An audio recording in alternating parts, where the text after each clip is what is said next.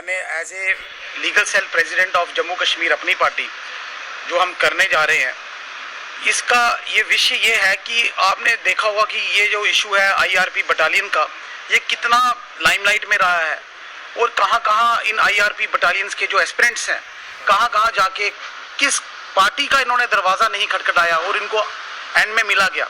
And में इनको सिर्फ एक आश्वासन सा दिया जाता है, एश्योरेंस ही दी जाती है कि आपके हम करेंगे। कौन सी पार्टी के पास ये नहीं गए, हर जगह इनको एश्योरेंस पे एश्योरेंस एश्योरेंस पे एश्योरेंस, लेकिन इनको कुछ हल नहीं हुआ। मैं आपको सबसे पहले दो तीन चीज़ें बड़ी क्लियर करना चाहता हूँ कि इनका इनकी जो मेन केस है वो केस है क्या है। इनका केस जो है कि एक 2019 में दो नोटिफिकेशंस निकाली गई। एक नोटिफिकेशन जो 2 वुमेन बटालियन की और दूसरी नोटिफिकेशन 2 बॉर्डर बटालियंस की, और दोनों नोटिफिकेशंस में 1350 पोस्ट थी for constable in IRP battalion, दोनों कश्मीर रीजन के लिए भी और जम्मू रीजन के लिए भी।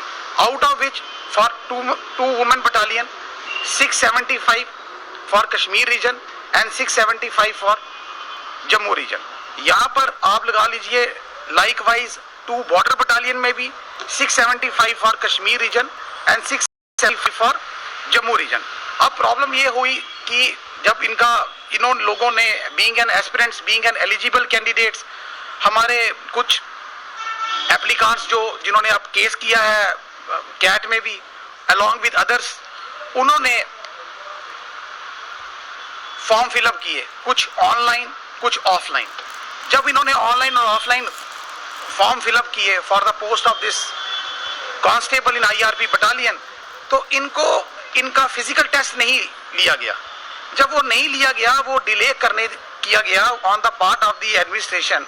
इन्होंने काफ़ी ह्यू एंड क्राई के बाद इन्होंने काफ़ी जिद्दोजिद भी चली इनकी, तो अल्टीमेटली क्या हुआ कि 2020 में जनवरी में इनका फिजिकल टेस्ट जो है उसमें एडमिट कार्ड इनको इशू किए गए। जब इनका एडमिट कार्ड इनको इशू किए गए, इन परसुएंट टू दैट इनको रिटन टेस्ट के लिए उन्होंने बुलाना था। अब फिजिकल टेस्ट इन्होंने क्लियर किया, जिसकी 2 टाइप्स हैं, एक फिजिकल इंड्योरेंस टेस्ट है, एक फिजिकल स्टैंडर्ड टेस्ट है। दोनों टेस्ट इन्होंने क्वालिफाई किए। जब क्वालिफाई करने के बाद देवर मतलब waiting for their written examination, 2 notifications were issued. Tentative written exam के लिए टेंटेटिव डेट भी निकली।